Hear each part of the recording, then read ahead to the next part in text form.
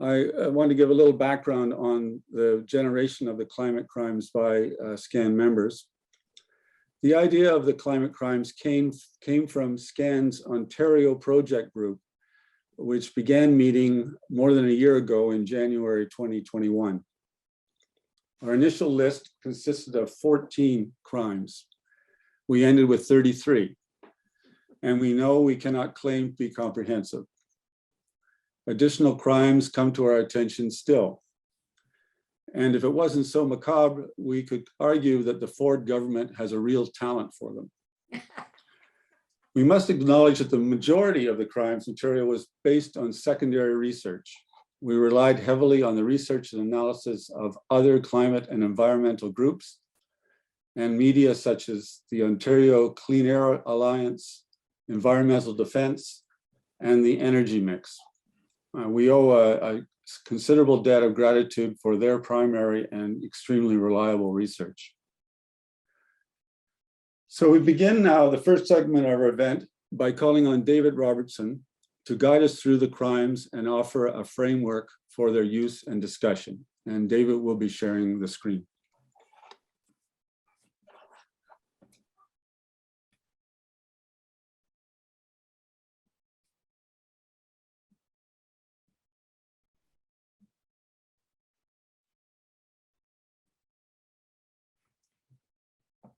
Thanks, Ken, and thanks to all of you for coming out tonight and helping us launch the Ford Climate Crimes.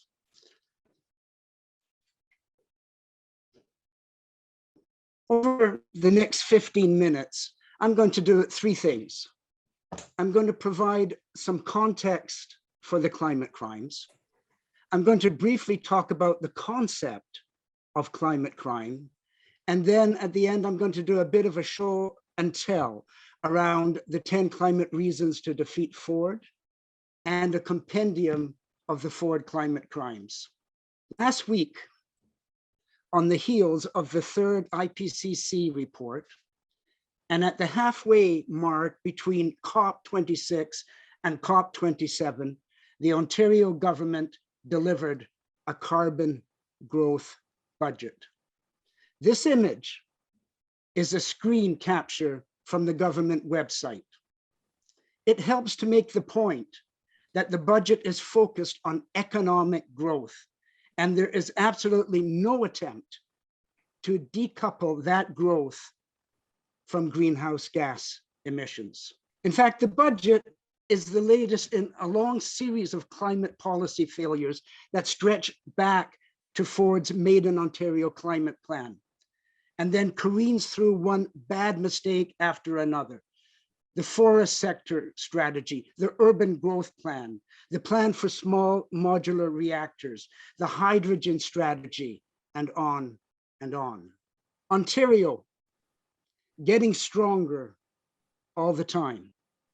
That is the first line in the Ontario budget. And in the old normal, that would have been welcomed as unquestioned good news. Ontario getting stronger all the time. But in a code red world with the alarm bells ringing louder, we have to ask the question, how is Ontario getting stronger? Do we have a climate adaptation plan that supports communities on the front lines of the climate emergency? Do we have the necessary investments in renewable energy? Do we have a healthcare system robust enough to deal with the climate casualties of the climate emergency? Do we have support programs to reduce energy poverty? Do we have subsidies to help shift families to electric heat pumps and zero emission vehicles? Do we have rules to limit natural gas heating in new construction? Do we have a transition plan to ensure that no one is left behind? Is there an economic plan to secure the jobs and incomes that are associated with the electrification of everything?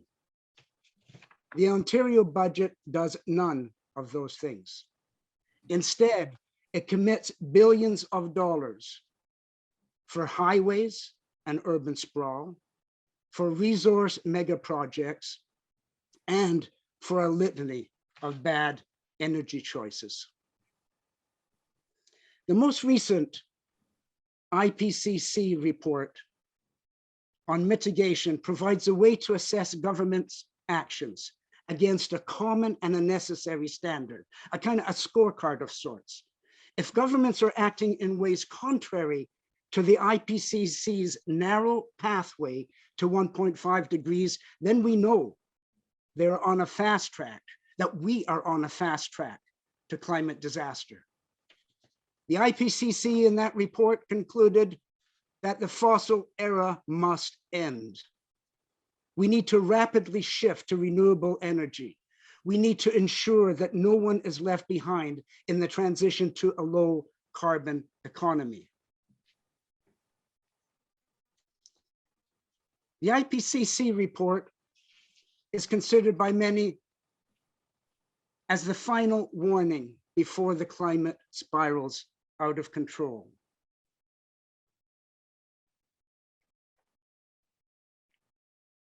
But in addition to those lethal warnings, the IPCC report actually provides a glimmer of hope. Admittedly, it's a narrow band of hope, but behind that is a broad band of actions to keep the planet below the critical 1.5 degrees Celsius tipping point.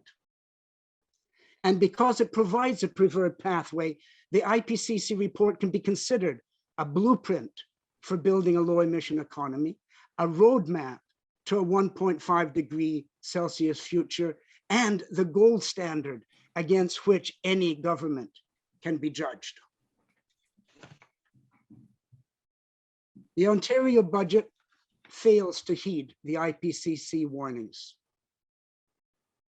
It also fails to recognize the job and economic opportunities of the pathway to a low carbon economy. The IPCC in its report has set out sector by sector what has to be done. What has to be done in buildings, in transportation, in industry, in nature, in cities, in lifestyles. Ford's actions are completely contrary to those recommendations. Ontario is on the wrong pathway. The reason Ontario is on the wrong pathway is because of the ideological commitments that underpin the budget and Ontario's climate plan. In fact, the Ford government is committed to an economic model that puts fossil fuels first, growth first, and business first. Here is that underpinning in 3 quotes. The first is from the Premier, who says, "If we had the chance to get rid of all the windmills, we would. They are terrible, terrible wind turbines." The second quote comes from Doug Ford's 3rd environment minister. He says, "The idea that the government can regulate and legislate its way to net zero or to combat climate change is an absolute fallacy." The third comes from the Ontario finance minister. "We are ready to build bigger. We are ready to build faster than ever before."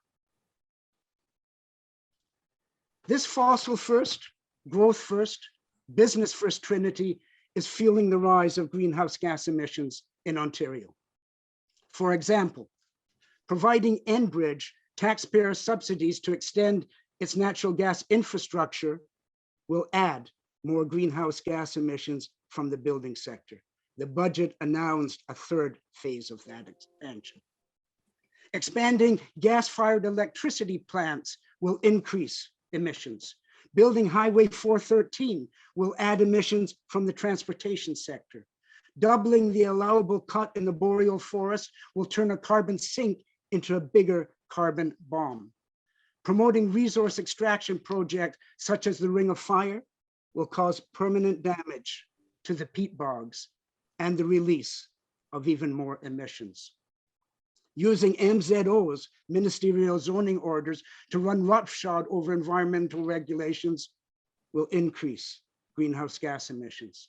Refusing to provide subsidies for zero emission vehicles will keep Ontario drivers burning fossil fuels longer than necessary, and giving big emitters a free ride, as the government currently does, only adds fuel to an overheating planet. All of which is why Ontario is nowhere near achieving its ridiculously low emission reduction target of 30%. Here is a chart that points to the problem. On the left is the Ford target of 30% expressed in megatons. In the middle is the upper band of the federal government's target, 45%. On the right is what Ford has plans to actually achieve by 2030. You see the gap.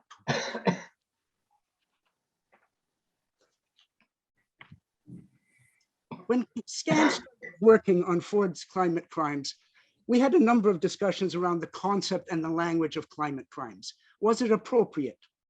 Was it too negative? Was it accurate? Unintentionally, but fortunately, the IPCC reports provide some of the answers to those questions. And more specifically, the UN General Secretary has set the stage for using the concept and the language of climate crimes. Here are a few of his quotes. Some government and business leaders are saying one thing but doing another. Simply put, they are lying, and the results will be catastrophic. Investing in new fossil fuels infrastructure is moral and economic madness. The world's biggest polluters are guilty of arson of our only home. The report is a damning indictment. This abdication of leadership is criminal. The UN Secretary could have been speaking directly to Premier Ford. Simply put, Ford's abdication of leadership is criminal. His government is knowingly and willfully failing to act on the climate crisis. Where they do act, it is contrary to the evidence of science and contrary to our own experience of the climate emergency. His action, his legislation, his programs are contributing to climate breakdown, and his climate recklessness and negligence threaten our future. That is a damning indictment. But the charge sheet against the Ford government is a long one. The government's actions provide support and cover for fossil fuel interests. They favor powerful land developers over citizens who are trying to protect natural ecosystems. They reward big greenhouse gas emitters. They promote mega resource projects over the sustainable development demands of Indigenous people. They force more Ontario seniors and families into energy poverty. They jeopardize our health through exposure to toxic greenhouse gas pollution, and they reinforce a legacy of environmental racism that puts racialized communities in harm's way.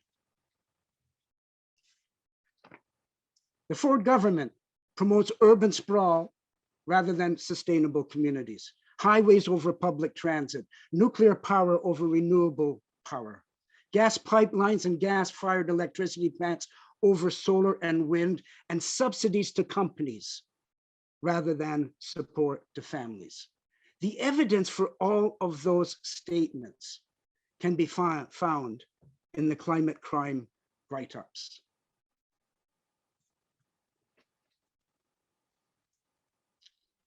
Our approach to Ford's climate crimes was shaped by a number of influences.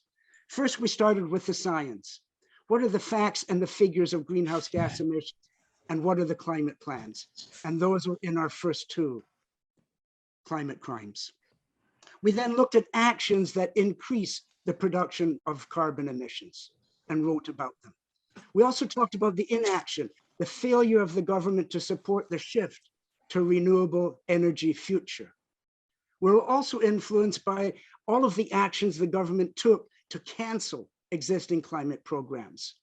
We made an effort to show the link between climate and other issues: health, transit, livable cities, natural ecosystems. And finally, we chose to look at climate through a social and climate justice lens. The result is a compendium of Ford climate crimes, we have short 1 to 2 page summaries of 33 Ford climate crimes. We also have an overview commentary that links them all together, and that's called 10 Climate Reasons to Defeat Ford. I'm going to use a series of snapshots to navigate through the 10 reasons and the climate crimes. For the duration of the election period, this is our opening screen on our website. There are a number of resources on our website that deal with the election. Just right here, you see there's the election toolkit. We have the video, we have commentaries, articles, presentations. But for tonight, I'm going to focus in on the top 2 buttons. On the left, the 10 climate reasons to defeat Ford, and on the right, Ford's climate crimes. If you click on the button when you're on the website, 10 climate reasons, you come to this page, and I'll just expand it so you can see it. So after an introductory comment, the 10 reasons start with an analysis of the Ford climate plan, and it provides the climate arithmetic, the facts and figures that spell out the trouble we're in. The reasons end with a discussion of Ford's failure to endorse the United Nations Declaration of Rights of Indigenous People and his failure to recognize the free, prior, and informed consent. In between, as you can see, there's a number of reasons. The 10 reasons provide an overview of the climate crimes, but are set up so you can navigate and enter it at any point. You don't have to read it from the start to the finish. You can choose which reason you want to explore. For example, I've just highlighted number 8, urban sprawl. When you click on that, you come to reason number 8. And for every reason we have, there is a brief overview and there are links to the related crimes. I picked this one because it has the busiest set of links. All of those links you see on the left are all links that relate to Ford's urban sprawl arsenal. On the right, you see some other links that link to public transit and to food security. Back to the main page. Now, if you go down to Ford climate crimes and you click on this, you come to all 33 climate crimes. They're numbered 1 to 33. If there's a particular crime you're interested in, you can follow it up. For instance, I've highlighted here, failure to protect and enhance biodiversity. When you click on the read here, you get to the climate crime. And all the crimes have a similar structure. There is a short analysis, that there is a section of footnotes and supporting references, and there is a set of policy alternatives to address the issue. So all 33 crimes can be explored in the way that I just reviewed this particular crime number 22. So that's it for the show and tell. And I'd just like to wrap up with a few thoughts about some of the ways SCAN hopes to use the climate crime material. We see it as ammunition for political work. Political work at all candidates' meetings, letters to the editor, letters to politicians.